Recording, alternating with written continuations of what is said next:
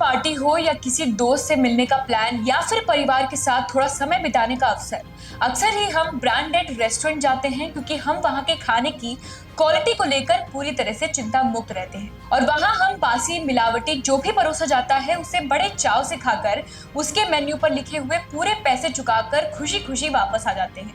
लेकिन क्या हो अगर ये खाद्य पदार्थ आपके लिए हानिकारक हो, एफएसडीए के मानकों पर खरे न उतरते हो।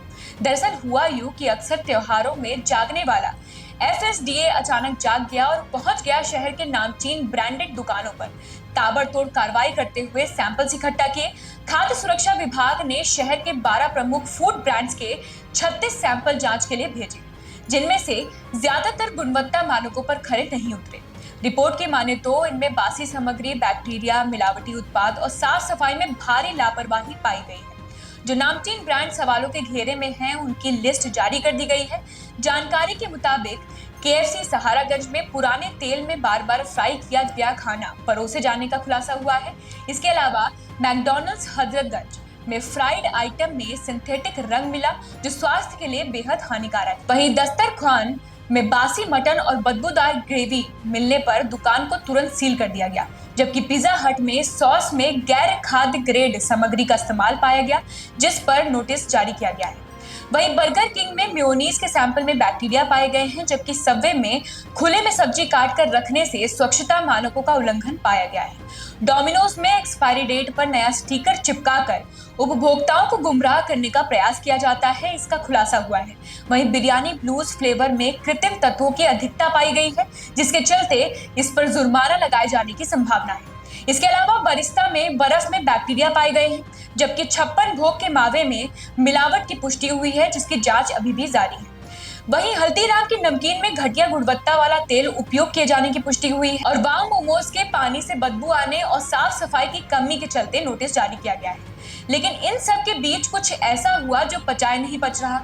आप भी सुनोगे तो आप भी सोचने पर मजबूर हो जाओगे, आखिर ऐसा किया क्यों गया। दरअसल खाद्य सुरक्षा विभाग ने शहर के 12 प्रमुख फूड ब्रांड्स के 36 सैंपल इकट्ठे किए, जिनमें से ज्यादातर गुणवत्ता मानकों पर खरे नहीं उतरे।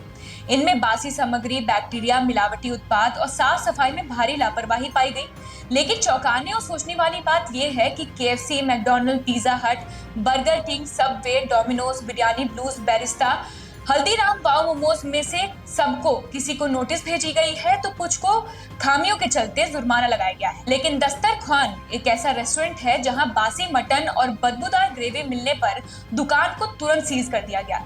एफएसडीए की इस फुर्ती से सभी हैरान हैं, लेकिन बाकी दुकानों की तरह दस्तरखान को भी नोटिस भेजा जा सकता था, खामियां मिलने पर जुर्माना लगाया जा सकता था या फिर हल्दीराम कंपनी की तरह चेतावनी भी दी जा सकती थी, लेकिन ऐसा हुआ नहीं। हम ऐसा नहीं कह रहे कि दस्तरखान बासी मटन और बदबूदार ग्रेवी का प्रयोग करके लोगों के स्वास्थ्य के साथ खिलवाड़ नहीं कर रहा था और सहायक आयुक्त खाद्य विजय प्रताप सिंह की ये कार्रवाई किसी तरह से अनुचित है। हम बस इतना बता रहे हैं कि अगर मानकों पर खरा न उतरने की बात है तो KFC, McDonald, Pizza Hut, Burger King, Subway, Dominos, Biryani Blues, Barista, Haldirams, Wow Momos जैसे नामचीन ब्रांड भी मानकों के हिसाब से अपनी सर्विस नहीं दे रहे थे और ग्राहकों के स्वास्थ्य के साथ खिलवाड़ कर रहे थे।